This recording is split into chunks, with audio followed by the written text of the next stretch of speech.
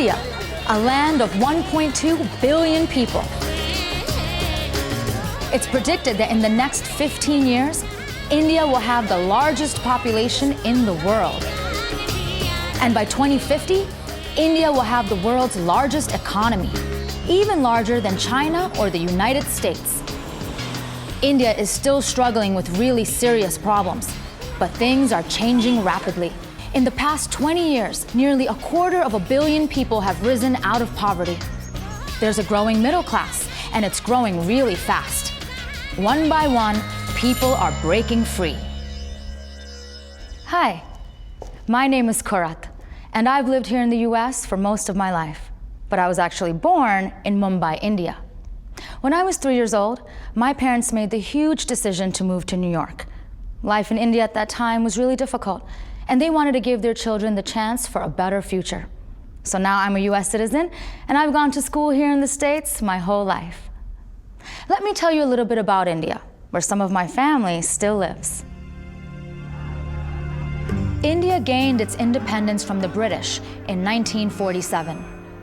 From the start, it was a strong democratic country, and the elected leaders really wanted to end poverty.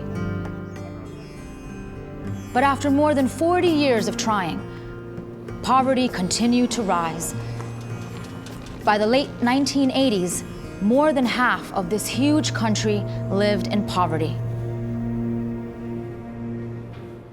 So in 1991, India opened up its markets to foreign investment and started trading with other countries. They gave much more freedom to average people who wished to start their own business.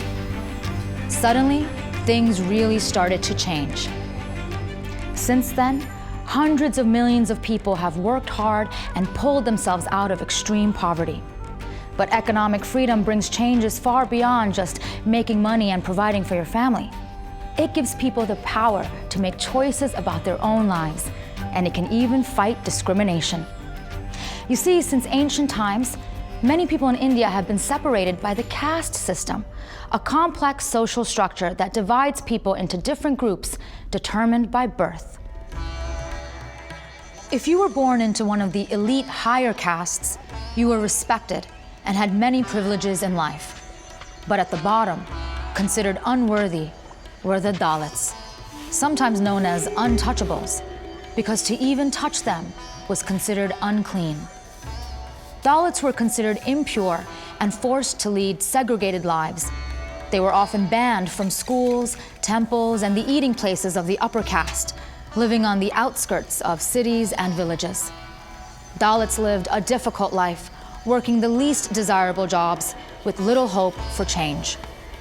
Your caste would determine who you could marry, the kind of jobs you could do, the level of respect you could expect to receive or not receive in life. One of the things that's happened is that the caste system, which is a part of Indian life now for thousands of years, had become very, very rigid. And it created social and legal distinctions, so that the people at the lower caste, in particular the Dalits, really lacked human dignity. From 1950 on, the government did try to do something about their condition, and various laws were passed to improve the conditions of the Dalits, but not much happened. It was on the books, it was the law, you couldn't discriminate, but the reality was that their situation did not improve. Decades of government programs to assist those in lower castes have done little to lessen its social impact. But now, something different is starting to have an impact. One person whose life has been transformed is Madhusudana Rao. In the rural village of Volkaru, Madhusudan was born a Dalit, an untouchable, a member of the lowest caste. My village is in a very backward area. I struggled every day. I was hungry. I was facing so many problems. At that time, it was common. All the people were struggling, and I was also struggling. Madhusudan's father was an indentured laborer. As a Dalit, his role in life had been passed down to him from generation to generation. A life of very hard labor was the only way to support his 8 children. Those days we worked very hard and struggled a lot. Brick carrying work, mud digging and loading work, cultivation work. I did harvesting, paddy threshing, grazing of animals like this, all kinds of work. Madhusudan's parents hoped that education might break their family's plight. And so his mother and older sisters also went to work miles away from home so that he and his brother could attend school. My mother was also a daily wage farmer. Every day she traveled around 12 kilometers by walking and then back again 12 kilometers.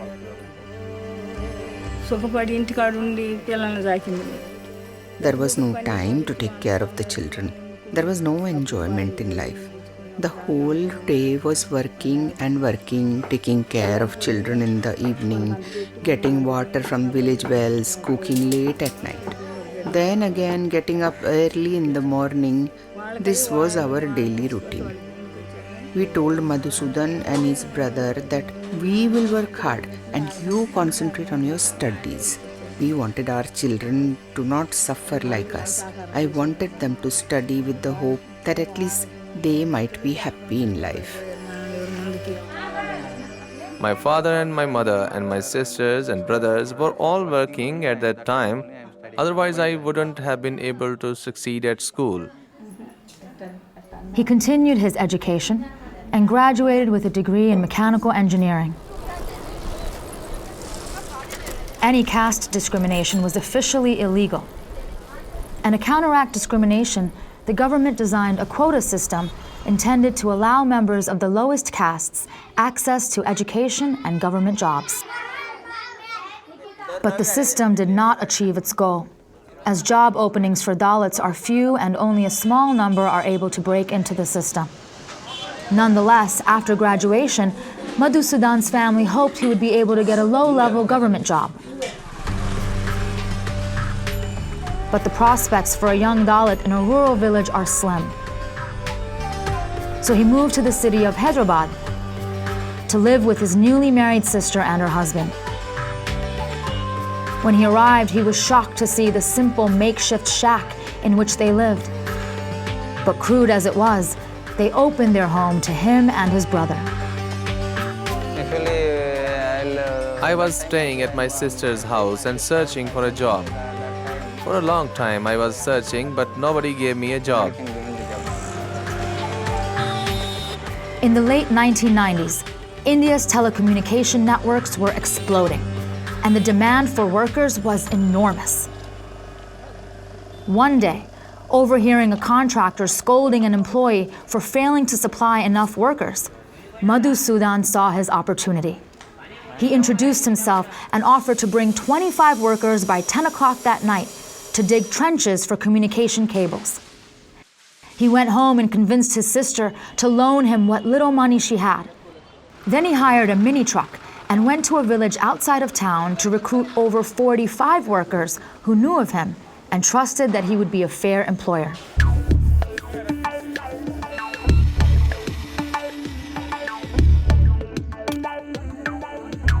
The contractor was delighted. The workers were paid immediately, and Madhusudan made a profit, earning more money in one day than he had ever seen in his life. His entrepreneurial passion had been ignited, and within months, he formed his own company. My father and mother, brothers and sisters, they only expected me to get a small job, to settle as a government employee, that type of expectation. But I was not interested in any type of government job. My family was poor, so my target was on a business or some kind of well-paying job. He worked fast and he worked hard, and clients responded, giving him more and more jobs. After his initial success, Madhusudan formed other companies and partnerships, some successful and some not. But he found that there were far more opportunities for a Dalit in the city than back in his rural village. After my business started growing in a big way, Then people were asking, who is this person? Why does he have so many projects? At that time, I was facing the caste question. Some other people were asking, why is a person from this caste taking such a big project? Nobody from that caste can do this kind of business. But despite questions about his background, Madhusudan forged ahead, eventually founding a major construction firm.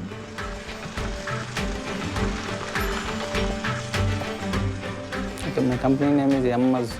My company's name is MMR Engineers and Contractors. Presently, around 350 people work here.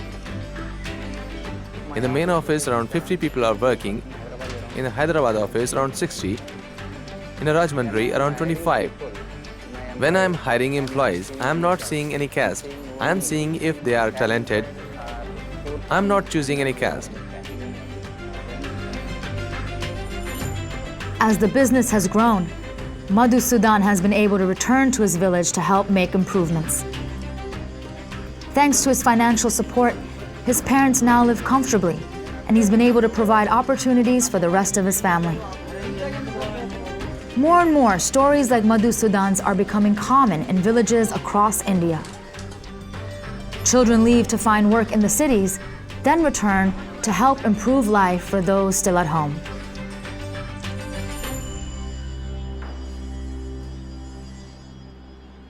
Madhusudan has overcome the economic limitations of his birth. Still, there are social barriers created by the caste system. In recent years, mansions and luxury apartments have sprung up in the hills of Hyderabad. They are often the homes of politicians, bankers, and other CEOs. And Dalits aren't necessarily welcome. There were very big houses up on the hill in that area. And I am thinking someday, this is in my future. 10 years that time I'm thinking. One day I was at a party in the Jubilee Hills neighborhood. Someone at the party, not knowing I am Dalit, said to me, this is very rich location. Only upper caste people live here. Good thing there are no Dalits living here. Madhusudan immediately left the party, but not because he was defeated. So I challenged myself and worked hard and finally purchased a house here without taking a loan.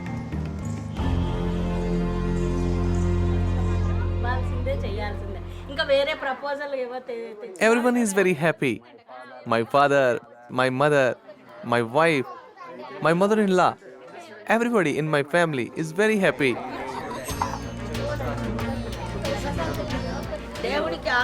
I always thank God from the bottom of my heart. My son-in-law should have God's blessings. If one tree grows big, it becomes a shelter for many plants and creatures and gives shades to many. This is also like that.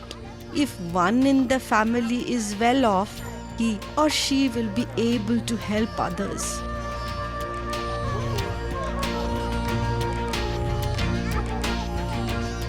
Madhusudan and his wife are raising their children regardless of caste, to live the life that they choose for themselves.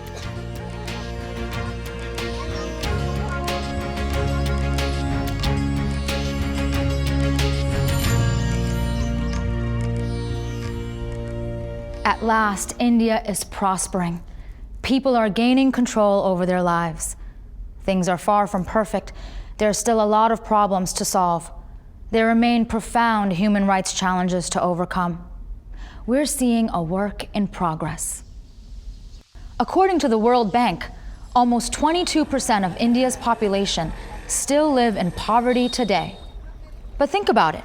20 years ago, the poverty rate was over 45%. Poverty has been reduced by more than half. People come in the city, and if they perform well, they get a job. And that person who's giving them the job, he wants to produce results. And he doesn't care about the caste of the person who he employs. The way to kill caste is a rising, growing, competitive economy. And so amongst the lowest caste, we have now entrepreneurs, billionaires amongst them. Hundreds of millions of people left absolute poverty to enter a middle-class lifestyle. So that what we have seen in our lifetimes is the greatest poverty elimination program in the history of the human race.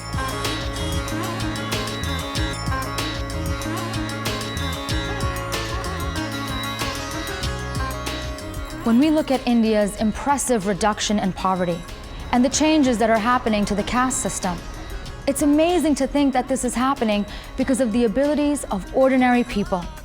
The potential is there all the time, within India's borders, in its own people.